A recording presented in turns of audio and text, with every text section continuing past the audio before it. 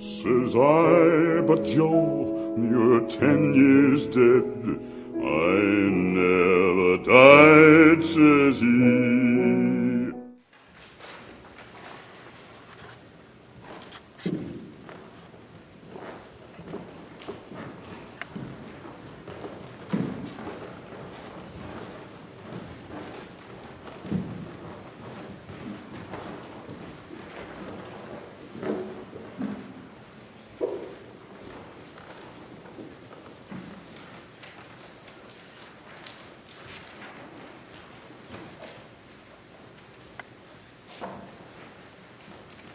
Tonight you are going to hear some of the most powerful songs ever written.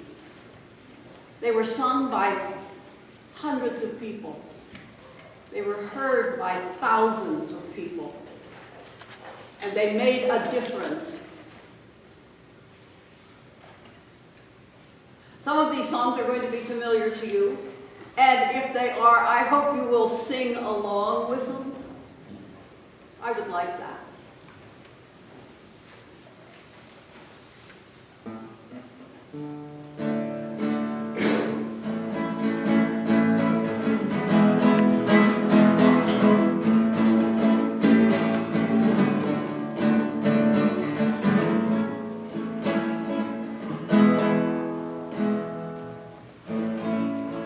This land is your land, this land is my land, from California to the New York Island, from the Redwood Forest to the Gulf Stream water. This land was made for you and me. As I was walking that Wimbledon highway, I saw above me the endless skyway, and saw below me that golden valley. This land was made for you and me. This land is your land, this land is my land, from California to the New York Island, from the Redwood Forest to the Gulf Stream water. This land was made for you and me. I roamed and rambled and followed my footsteps, the sparkling sands of that diamond desert, and all around me a voice was sounding. This land was made for you and me. This land is your land, this land is my land, from California to the New York Island, from the Redwood Forest to the Gulf Stream waters. This land was made for you and me. There was a big high wall there that tried to stop me, and a sign was painted, said private property. But on the backside, it didn't say nothing.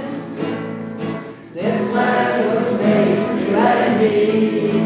This land is your land, this land is my land, from California to the New York Island, from the Redwood Forest to the Gulf Stream waters. This land was made for you and me. Well, I saw quite a few of you singing along. Great. Thank you. This one may not be quite as familiar.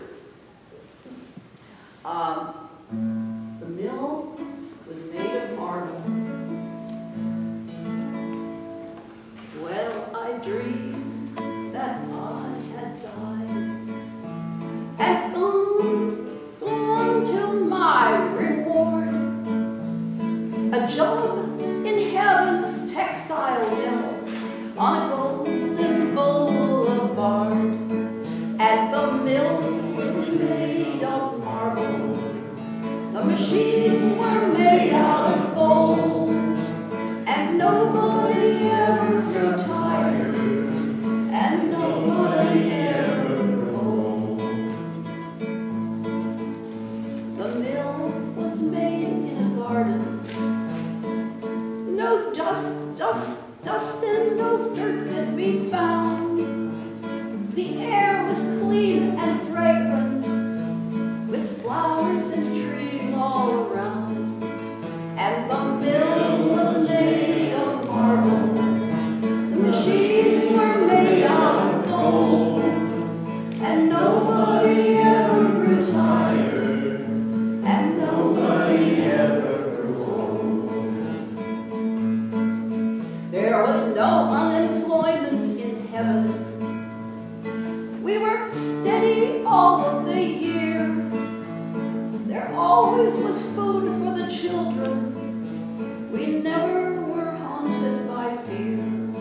And the mill was made of marble, the machines were made out of gold, and nobody ever grew tired, and nobody ever grew old.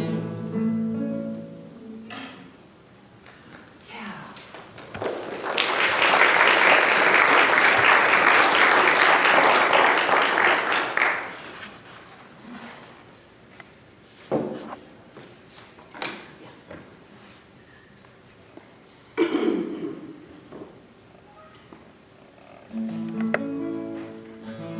Too old to work, too young to die.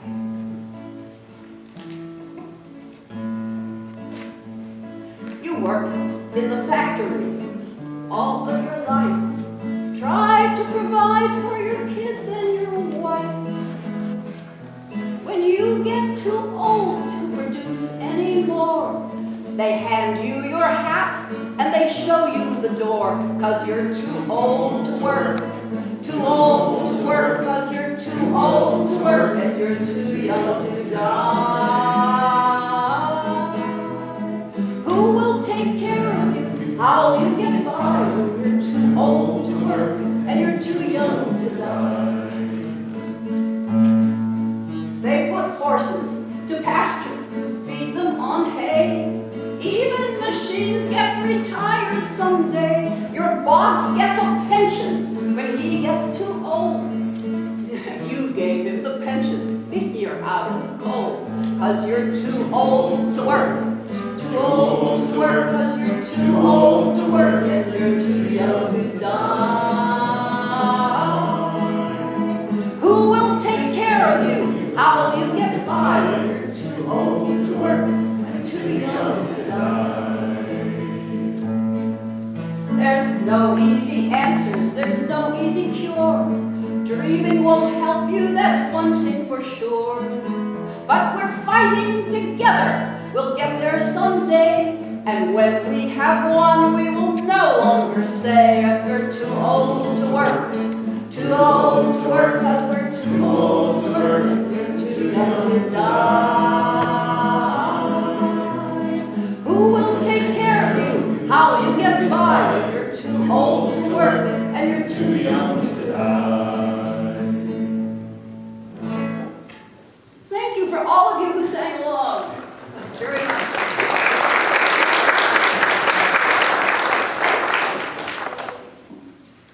Good evening, and welcome to Christ United Church of Christ.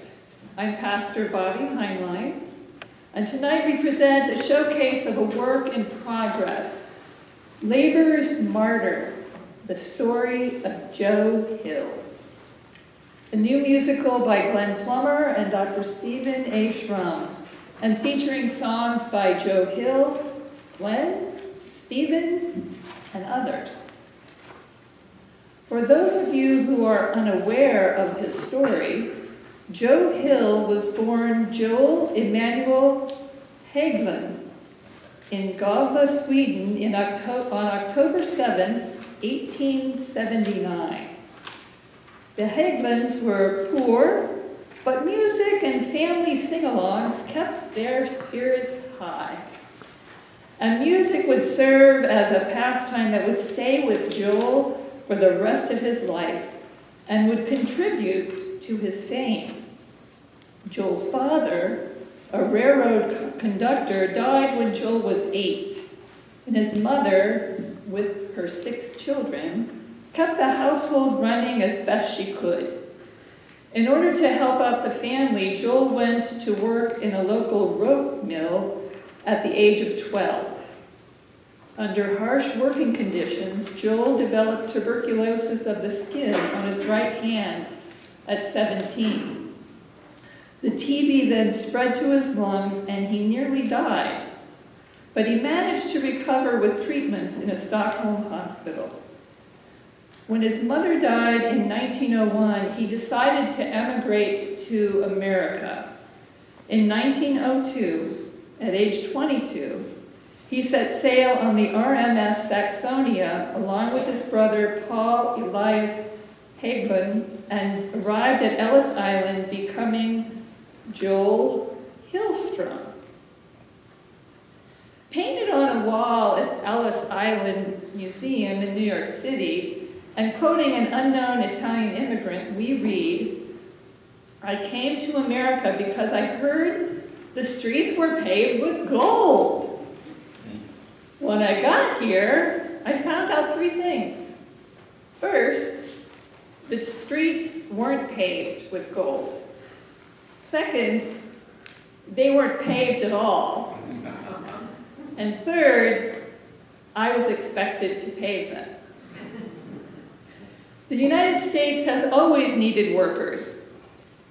Some it imported as slaves, others it made into wage slaves, people who needed to work to earn just enough money for food, clothing, and shelter, but often making barely enough for food. An entire class of itinerant workers was created. Those who needed to work to survive and who would go anywhere the jobs were, or where they were told the jobs were. Joe Hill was one of those itinerants, and he traveled the country, from New York to Cleveland to the West Coast, and saw the plight of so many workers. As he traveled, Joe was inspired to write new lyrics to famous songs and hymns, to spread the word of the injustices he witnessed.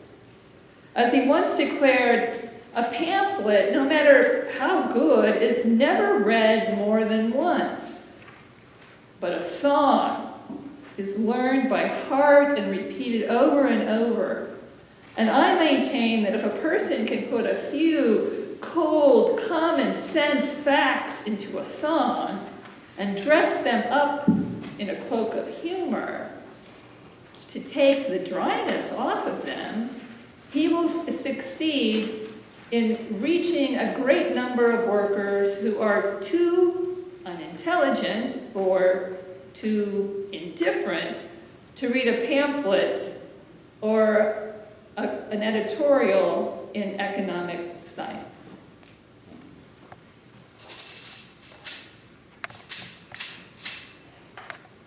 If you almost shut your trap, I will tell you about a chap that was broken up against it to forbear. He was not the kind that shirked, he was looking hard for work, but he heard the same old story everywhere. Tramp, tramp, tramp, keep on a tramping, there's nothing doing here for you. If I catch you round again, you will wear the ball and chain. Keep on tramping, that's the best thing you can do. He walked up and down the street till the shoes fell off his feet. In a house he spied a lady cooking stew. And he said, "How do you do? May I chop some wood for you?" What the lady told him made him feel so blue. Tramp, tramp, tramp, keep on a tramping, nothing doing here for you. If I catch you round again, you will wear the ball and chain. Keep on tramping, that's the best thing you can do. Across the street a sign he read, "Work for Jesus," so it said. And he said, "Here is my chance, I'll surely try." And he kneeled upon the floor, till his knees got rather sore. For at evening time he heard the preacher cry, "Tramp, tramp, tramp, keep on a tramping, nothing doing here for you. If I catch you out again, you will wear the ball and chain. Keep on tramping, that's the best thing you can do. On the street he met a cop, and the copper made him stop, and he asked him, when did you go into town? Come with me up to the judge, but the judge he said, oh fudge, bums that have no money needn't come around.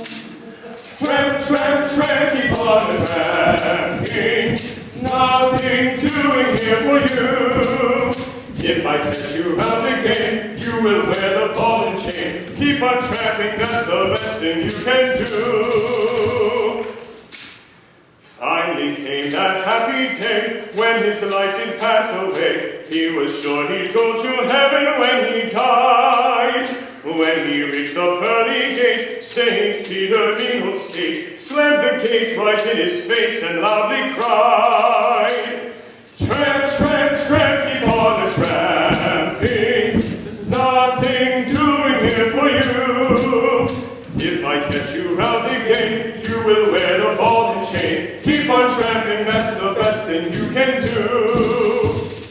In despair he went to hell, with the devil for to dwell, for the reason he'd no other place to go.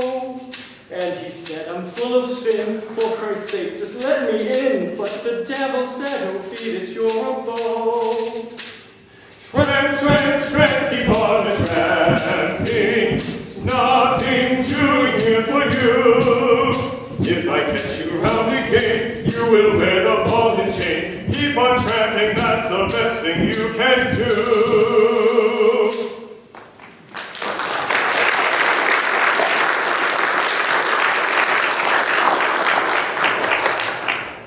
Along the way, Joe saw firsthand the terrible conditions so many were subjected to. Among the worst was child labor. Underage boys working dangerous jobs, often without shoes. In the coal mines in Utah and so many other places, he found breaker boys trying to keep cool in summer, trying to keep warm in winter, bending over till their little spines are curved without a word, picking slate from the black coals. In a little room, not 20 feet square, sat 40 boys picking their lives away. The floor of the room is an inclined plane, and a stream of coal pours constantly in from some unseen place above, crosses the room and pours out again into some unseen place below. They work in this old, dreary room from 7 a.m. until it is too dark to see any longer. For this, they get $1 or $3 a week. One result of their work is clean, free coal that burns away to ashes in the grate. Another result can be found in the little miner's graveyard beside a pretty little church where more than every other stone bears the name of some little fellow under 15 years of age. Not 3 boys in this roomful could read or write, shut away from everything that is pleasant, with no chance to learn, with no knowledge of what is going on about them, with nothing to do but work, grinding their little lives away in this dusty room. They are no more than the wire screens that separates the great lumps of coal from the small. They have no games. When their day's work is done, they're too tired for that. They know nothing but the difference between slate and coal. Breaker boy, tell me your name. Lift your eyes and look at me. You need not be ashamed. Does your brother work like you? And is your sister lame?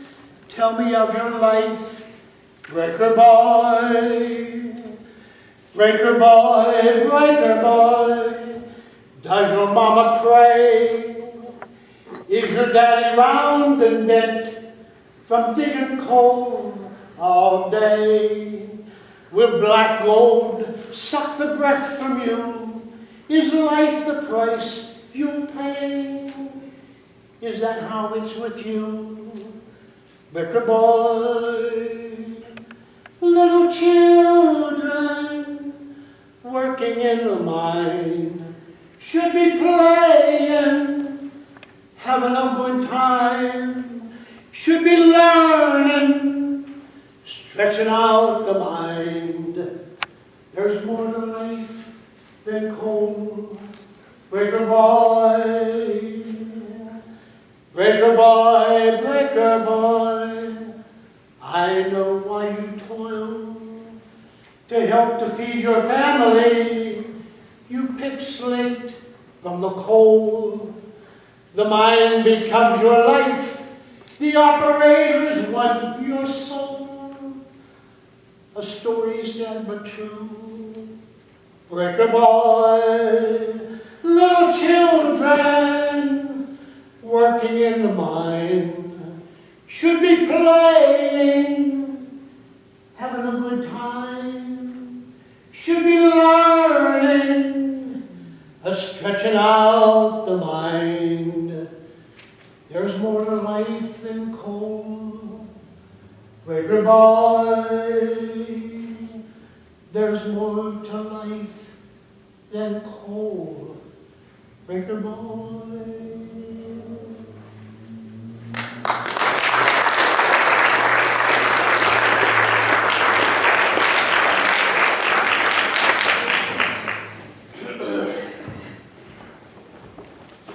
Folks, you know me, William D. Haywood, but everyone calls me Big Bill.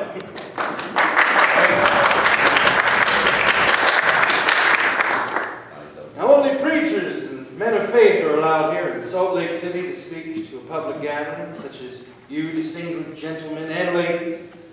And I'm here to preach to you about our faith in the union, the industrial workers of the world.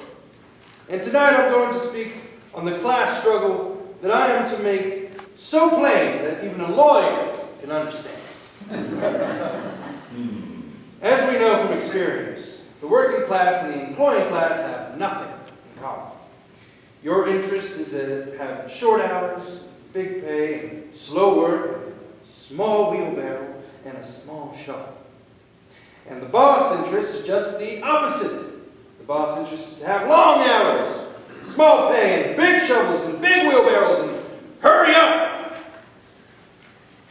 I tell you, I've never read Marx Capital, but I have the marks of capital all over me.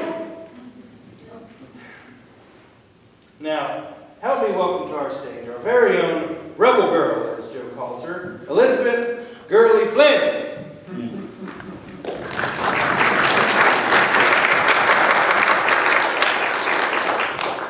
Thank you, Bill. You are a true hero to our movement and a fiery symbol of the solidarity of labor. My name is Elizabeth Gurley Flynn, but everyone calls me Gurley. Everyone but Joe, who calls me the rebel girl. I'm in the labor movement and I speak my own piece. In my travels, I fell in love with my country. Its rivers, prairies, forests, mountains, cities, and people. No one can take my love of my country away from me. I felt it then as I do now. It's a rich, fertile, beautiful land, capable of satisfying all the needs of its people. It could be a paradise on earth if it belonged to the people, not to a small owning class. Everywhere I went, I saw workers, especially women, being taken advantage of. They work us like a horse, feed us like a bird, treat us like a child, dress us like a man, and then expect us to act like a lady. We have history on our side. History has a long-range perspective. It ultimately passes stern judgment on tyrants and vindicants, those who fought, suffered, were imprisoned and died for human freedom against political oppression and economic slavery. The sun of tomorrow shines upon us. The future is ours. Thank you for your kind attention.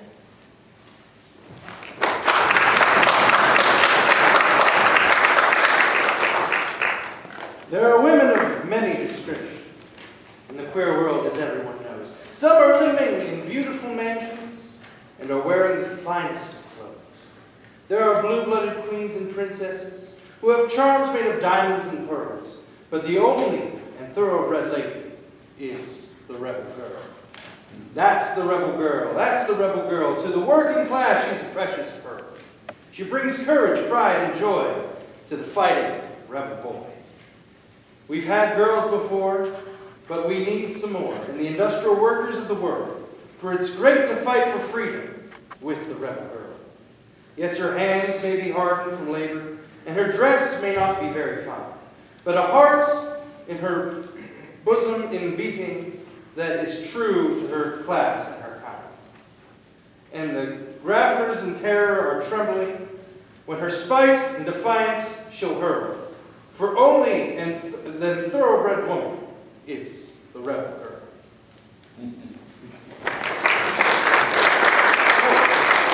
Sorry, I almost forgot. You've been hearing all about him tonight, and to him before, but now let me formally introduce our minstrel, Joe Hill. He's got music in his blood, and both have spilled out of him in the streets for our cause. He's got a few songs for us to enjoy and to educate us.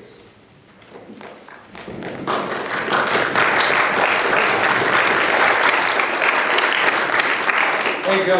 There you go. Say, have you heard about that scab Casey Jones who refuses to join the workers' strike against the Southern Pacific Railroad? Oh, yeah. I actually wrote a song about it. Oh, you want to hear it? Yeah, please. Well, the workers of the SB line could like strike without a call, but Casey Jones, the engineer, he wouldn't strike at all. His boiler was leaking, and his driver on the bum, and his engine and his bearings, they were all out of plumb.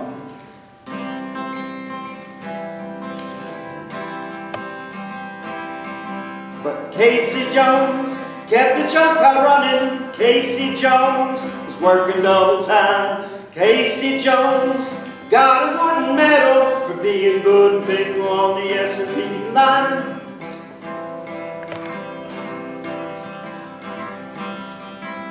The workers said to Casey, won't you help us win this strike? Casey said, leave me alone, you better take a hike. Then Casey drove that train right down the creaky broken track. Casey hit the river with an awful smack.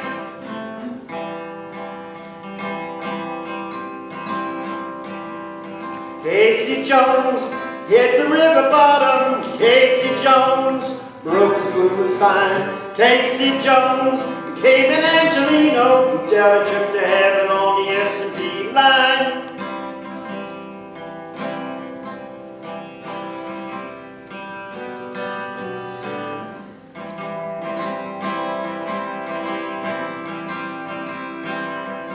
Well, Casey got to heaven, straight to that pearly gate. He said, I'm Casey Jones, the man who pulled the SB freight. You're just a man, said Peter, all musicians are on strike. You can get a job as scabbing any time you like. Casey Jones got a job in heaven. Casey Jones is doing mighty fine. Casey Jones went scabbing on the angels, just like he scabbed the workers on the S&P line.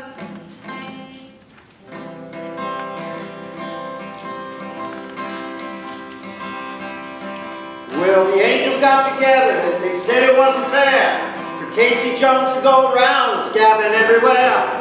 And Angels Union number 23, they sure were there. And they promptly fired Casey down the golden stairs. Casey Jones went to hell to find him. Casey Jones, the girl said, oh fine. Casey Jones, get busy shoveling sulfur. That's what you get for scabbing on the S&P line.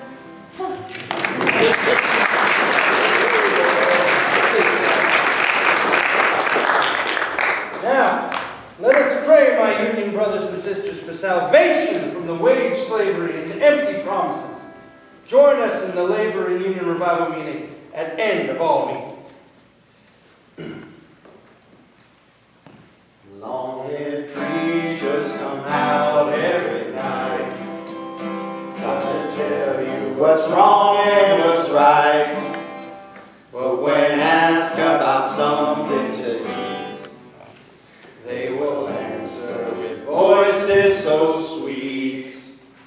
You will eat by and by in that glorious land in the sky. Working trade one day, working high in the sky when you die. That's a lie. And the starvation on me they play, and they sing and they dance and they pray. When they hit all your coins on the drum, they will tell you that you're a bum. But you will eat by and by in that glorious land in the sky. Working trade with all day, working high in the sky when you die. That's a lie. If you work hard for children and wife, try to get something good in this life, you're a sinner and a bad man, they'll tell. When you die, you will sure go to hell. But you can eat by and by in that glorious land in the sky. Up high over the day, put on me. You'll get high in the sky when you die. That's a lie. When the workers of countries unite, side by side, for freedom we'll fight.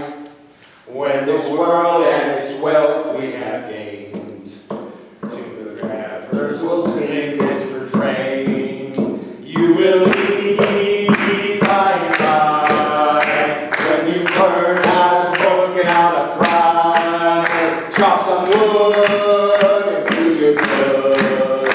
You will find in the sky when you die. That's no lie. Thank you, people. Thank you, everyone.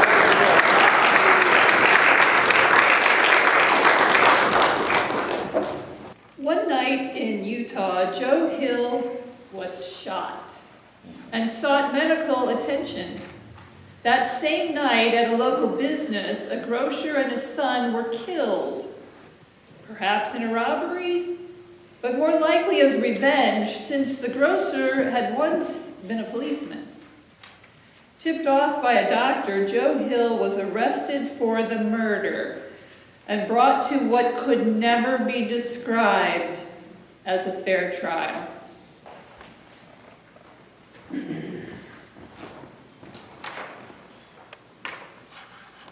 This case, the state of Utah versus Joseph Hilstrom, showcases a dastardly crime by a brutal monster. We will prove beyond a shadow of a doubt, and with irrefutable evidence, that on the night of January 14, 1914, two armed and masked gunmen entered the business of J.G. Morrison, staple of Fancy Grocery, and held the proprietor, John G. Morrison, and his son, Arlen Morrison, at gunpoint. Were they there to rob them? Nothing was taken. The detectives investigating the incident believed that this is instead a revenge killing. John G. Morrison had made enemies years earlier as a police officer. Twice before, gunmen had entered the store in 1903 and again in 1913. As a result, Mr. Morrison had armed himself. For such intruders, but was still ill-prepared for the arrival of cold-blooded murderers, one of whom is undoubtedly the defendant who sits here, who entered Morrison's fine establishment the night in January. And what do we know about Joseph Hilstrom? Firstly, we know that he was arrested in the robbery on a streetcar in San Pedro, California. Objection. Mr. Hill admits he was arrested, but those charges were dismissed for lack of evidence. Overruled. Extra, extra! Trial testimony reveals Joe Hilstrom to have killed a San Pedro police officer during one of several daring daytime streetcar robberies. Sounds like fake news. Secondly, the defendant is not a U.S. citizen and is in fact in this country illegally. Objection, that is not true. That's not true, right? I entered the country illegally. Your Honor. Objection overruled. Your Honor, may I say something? What is it, Hillstrom? It doesn't seem like my lawyer is going to be very effective. So I'm firing him. And what will you do for legal counsel? I'll defend myself. There's an old saying, Hillstrom, the man who represents himself in court has a fool for a client. No worse a fool than this lawyer. Very well. He is dismissed, but will remain as an amicus curiae. A friend of the court. Yeah, no friend of mine. Go away. I'll rely on the principle that I am presumed innocent till proven guilty. The prosecution may resume its arguments. Thank you, Your Honor. If I may continue. Thirdly, the defendant is an undesirable citizen who describes himself as, and I quote, somewhat of a musician, a writer of songs for industrial workers of the world. Guilty as charged! Extra bomb-hurling socialist anarchist Joe Hill admits to being a recruiter for the I Won't Work Wobblies. I call my first witness to the stand, Merlin Morrison. You swear to tell the truth, the whole truth, and nothing but the truth, so help you God? Be seated. State your name for the court. Merlin Morrison. And you are the son of John G. Morrison, owner of J.G. Morrison's Staple Fancy Groceries? Yes, sir. Okay. Where were you during the robbery in the night of January 10th, 1914? I was in the back room of the store. And what did you witness of the robbery? I didn't see anything. I heard a noise when those men came in, and one of them yelled, "We've got you now!" And then there were 5 shots. When I came out of the back, the men had left. In a statement to police, you said that Hillstrom could be one of the assailants, but you did not actually see Hillstrom that night. No, sir. Okay. But you told me that he was the man who robbed your store and shot your father and brother. No, sir. When the detective took me to the prison to see him, I said, "He might be the same height as the man who shot my father." Objection. The man you didn't see. Overruled. No further questions, Your Honor. I call now Phoebe Seeley to the stand. You swear to tell the truth, the whole truth, and nothing but the truth, so help you God? I do. Be seated. State your name for the court. Mrs. Phoebe Seeley. Mrs. Seeley, where were you the evening of January 10th, 1914, about 9:30 p.m.? My husband and I were walking home from the Empress Theater. And during that walk, you had a strange encounter with 2 suspicious men in the area of Morrison Groceries? Yes. 2 men came hurrying along and almost knocked us into the street. And did you get a good look at these men? Yes. One man was tall and had a scar on his face. And did he resemble the defendant sitting in courtroom today? Yes, mostly. I mean, that man was about the same height and build, but he had light, bushy hair. And this man doesn't have a scar. Could this man you saw that night been Joseph Hillstrom? I don't think so. That man looked very different. But this is the man who was arrested. Give us Barabbas. Mr. Hillstrom, please confine your comments to the court, or I will find you in contempt. Well, I think we're already there, Your Honor. No further questions, Your Honor. I now call Detective George Cleveland to the stand. Do you swear to tell the truth, the whole truth, and nothing but the truth, so help you God? I do. Be seated. State your name for the court. Detective George Cleveland. And tell us about the arrest of Joseph Hillstrom. We were notified by a doctor named McHugh who treated Hillstrom for a gunshot wound he received the same night as the robbery and murder at the Morrisons. It seems that Morrison or his son shot one of his assailants, and the doctor provided us with a name. We went to Hillstrom's place of residence to interrogate him. He resisted, and one of my overzealous deputies shot Hillstrom in the hand. Will you raise your right hand for us, Mr. Hillstrom?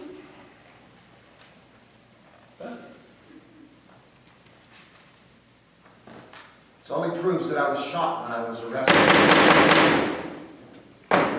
And that is the man you arrested that night for the murder of John G. Morrison and his son Arlen Morrison? Yes, sir. No further questions, Your Honor. Prosecution rests its case. Mr. Hillstrom, would you like to take this opportunity to call any witnesses? No, Your Honor. Would you like to take the stand in your own defense? No, Your Honor. We know that you went to a doctor the night of the Morrison murder with a gunshot wound. The prosecution has presented evidence and an affidavit from the physician that states that the bullet he removed from you was the same caliber as the gun owned by John Morrison. You don't wish to take the stand and explain this to me? No, Your Honor. I'm protecting someone. Certainly not yourself, Mr. Hillstrom. Have you anything to say in your defense? Well, I don't have to prove my innocence. As I said earlier, the law has to prove me guilty. I believe the prosecution has already done so. The jury will proceed to the jury room for their deliberations.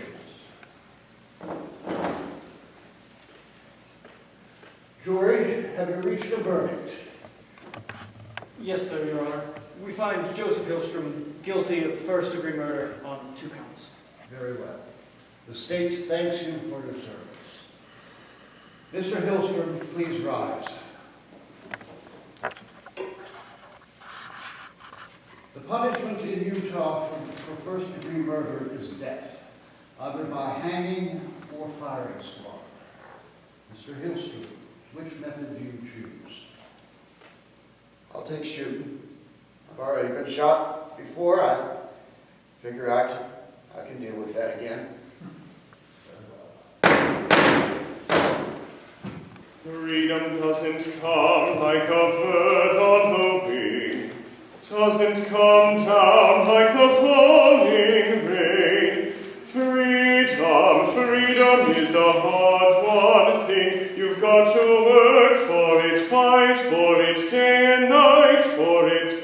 And every generation has to win it again. Pass it on to your children, mother. Pass it on to your sister, brother. You've got to work for it, fight for it, day and night for it. Pass it on to your children. Pass it on. Freedom never came down from heaven above, never came forth from the untilled ground, not from the breast with a mother's love, not a poem or a song, nor the ocean sound. And every generation has to win it again. Pass it on to your children, mother.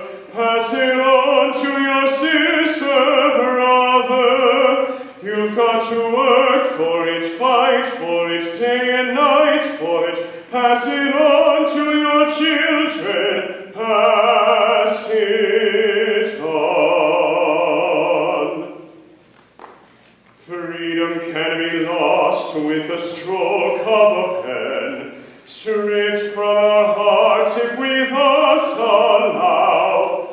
Gone with the wind like a long-lost friend, hear me please, never is, for our time is now.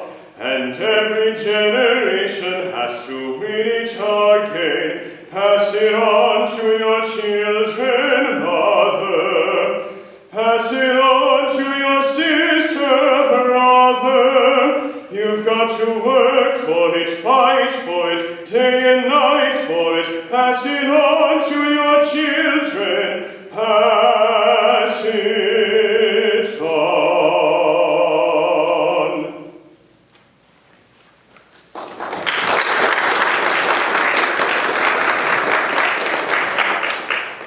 Joe sat in his prison cell waiting execution.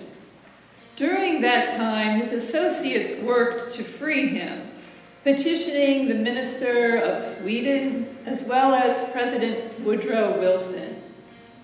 They sought to raise money for his defense fund, but Joe said it is senseless to drain the resources of the whole organization and weaken his fighting strength just on the account of one individual. He spent his time reading and writing letters. Dear girlie, I'm writing this letter tonight from the bleak, damp, dark, from the bleak, damp, and dark of my cell. And I'm wishing, dear girlie, I could hold you tight, far away from this damp, soaked Lake City jail. Though tonight, dear, I'm lonely and I'm cold to the bone, feeling sorry for me ain't my style. But I miss you, dear girlie, as I sit here alone, so I thought that I'd write for a while. Tell Bill Haywood and the Wobbs that I'm doing okay, but dear girlie, to you I can't lie. Damn those lawyers and liars that put me away in this hellhole to wait just to die. So goodbye now, dear girlie, I'll be waiting to hear. You'll be written soon, I know you will. But until then, be known that I miss you, my dear. So goodbye, girlie Flynn.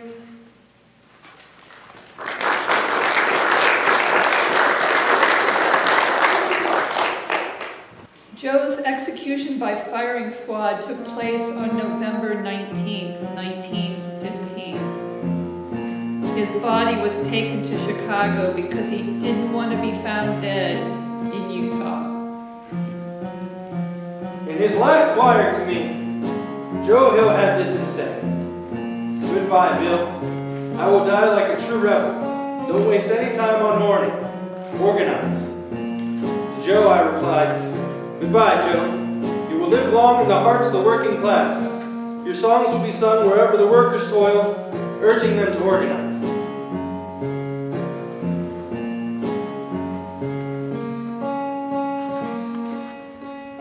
After the service in Chicago, attended by thousands of workers, Joe Hill's body was cremated and his ashes were mailed to local IWW offices in every state except Utah, and to supporters around the globe. The envelopes were opened on May 1st, 1916, and scattered on the wind to spread the message of solidarity. The legacy of Joe Hill, his work, and his music lives on.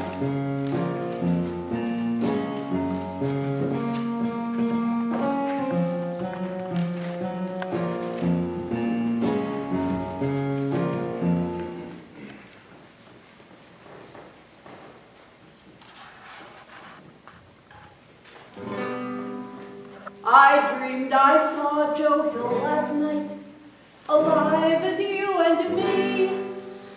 Says I, but Joe, you're 10 years dead. I never died, said he. I never died, said he.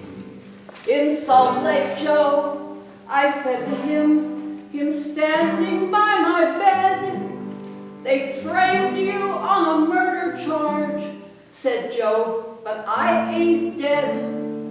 Said Joe, but I ain't dead. Them copper bosses killed you, Joe. They shot you, Joe, said I.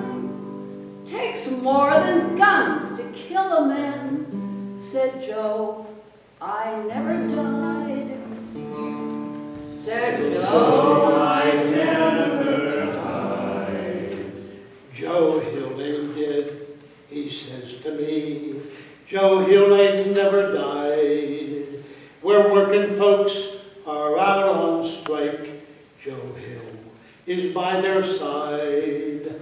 Joe Hill is by their side. From San Diego up to Maine, in every mine and mill, where workers there defend their rights, said he, you'll find Joe Hill. For sure you'll find Joe Hill. I dreamed I saw Joe Hill last night, alive as you and me. Said I, but Joe, you're 10 years dead. I never died, said he. I never died, said he.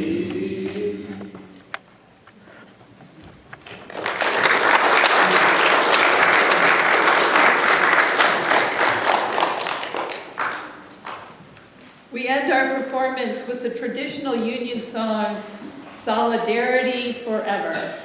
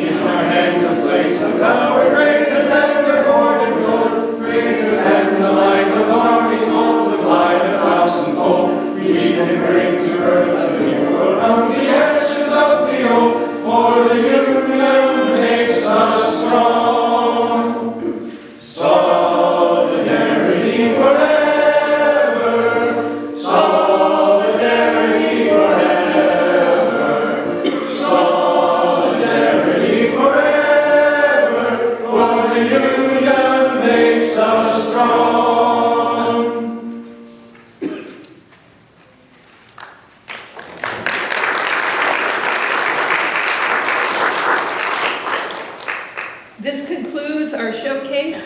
Thank you for coming, and we hope you enjoyed your evening Labor's Martyr, the story of Joe Hill, opens May Day, May 1st, 2025, and we look forward to seeing you in the audience. You're welcome to track the progress of the production and stay informed as to upcoming events through Story Z newsletter. Please visit at the merchandise table and sign our guest book, and we'll take care of the rest. The newsletter is also your avenue to learn about the financial support options for this production. And we thank you in advance for your support of the arts. And let us introduce you to our actors and musicians with David Saramat, I think it's that, something like that. David, yeah. Judge Morris L. Ritchie. Donnie Kenny as Prosecutor Elmer. Chantel McConville as Elizabeth Gurley. Vocalist Clayton Gregg V. Vocalist Anthony J. Macedo. Cletus J. McConville II as Big Bill Hayward. John Paul Ritchie as Joe Hill. Martha Oliver as our labor troubadour. Dr. Stephen Strum, co-author and director. And Jen Plummer, our co-author.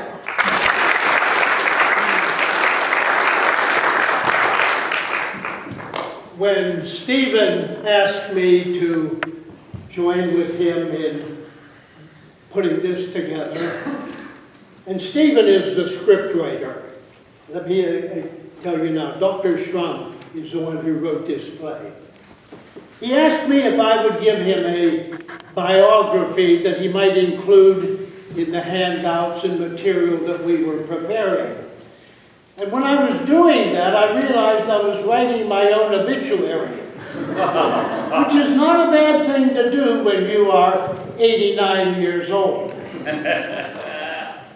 But this is not about me.